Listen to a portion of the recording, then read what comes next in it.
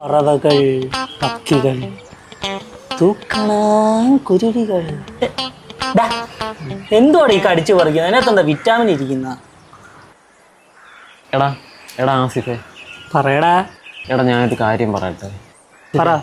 എടാ ഓണമല്ലേ വരാൻ പോകുന്നത്? അതിന് അല്ലടാ, എൻ്റെയും നന്ദനയുടെയും കല്യാണം കഴിഞ്ഞിട്ടുള്ള ആദ്യത്തെ ഓണമല്ലേ? അതിനെന്താ നിങ്ങൾ രണ്ടും ഞാൻ ഇരുത്തി ഊഞ്ഞാലാട്ടിത്താണ്? അതല്ലടാ. പിന്നെ എന്തുവാ നിനക്ക്? എടാ കഴിഞ്ഞ കൊല്ലം വരെ അവളവിടെ വീട്ടുകാർക്കൊപ്പമല്ലേ ഓണം ആഘോഷിച്ചേ. ഈ വർഷം അത് നടക്കൂലല്ലോ. ഇല്ല, നടക്കത്തില്ല. എങ്ങനെ നടക്കാനാണ്? ഇന്റർകാസ്റ്റ് മാരേജ് വിത്ത് ഒളിച്ചോട്ടം. It's incurable.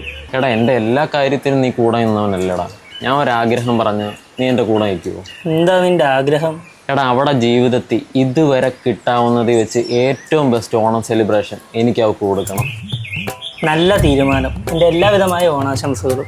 10 പൈസ കയ്യിലില്ല, ഓണാഘോഷിക്കാൻ പോകുന്നു. എടാ കാണാൻ പറ്റും ഓണം ഒന്നല്ലേ? ഇനി വിൽക്കാൻ എന്തെങ്കിലും ബാക്കി ഇരിപ്പുണ്ടോ? നിന്നെ വീട്ടിൽ കയറ്റുവോടാ? എടാ എൻ്റെ കാര്യം നിനക്കറിയാമല്ലോ. പിന്നെ അവിടെ കാര്യം അച്ഛനും അമ്മയും ഇല്ലാതെ അമ്മാവൻ വളർത്തിയതാ അവളെ. പോരാത്തതിന് തല തെറിച്ച് 2 മുറച്ചെറുക്കന്മാരും. അവന്മാരുടെ അടികൊണ്ട് നീ അണ്ടർവെയറി ഊഞ്ഞാലാടിക്കൊണ്ടിരുന്നപ്പം നിന്നെ രക്ഷിക്കാൻ എൻ്റെ കാലക്കേടിന് ഓടിക്കേറി വന്നതായി ഞാൻ. അന്നോട്ട് അനുഭവിക്കുക. നിന്റെ കൂടെ നിന്നെന്ന ഒരൊറ്റ കാരണത്തിൽ എന്നെ എൻ്റെ വീട്ടുകാർ ഇപ്പോൾ വീട്ടിൽ കയറ്റുന്നില്ല. 1.5 മാസമായി. ഞങ്ങളുടെ കല്യാണം കഴിഞ്ഞിട്ടല്ലേ? അല്ല, നമ്മൾ 3 വഴിയാധാരമായിട്ട് ഗൾഫിലുള്ള കൊച്ചാപ്പയുടെ കൂട്ടുകാരൻ്റെ കൈയും കാലും പിടിച്ചിട്ടാ നമുക്ക് 3 കയറി കിടക്കാൻ ഈ വീട് ഞാൻ സെറ്റാക്കിയത്. ഇനി അതിൻ്റെ വാടക ഞാൻ എവിടുത്തിട്ട് കൊടുക്കും പടച്ചോനെ. അപ്പോൾ അവൻ്റെ ഒരു ഓണാഘോഷം. എടാ എന്നെ വിശ്വസിച്ച് എൻ്റെ കൂടെ ഇറങ്ങി വന്നവളല്ലേടാ അവള്.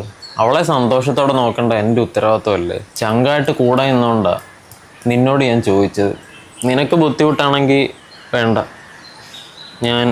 നീ ഇങ്ങനെ സെൻറ്റി അടിക്കാതെടാ.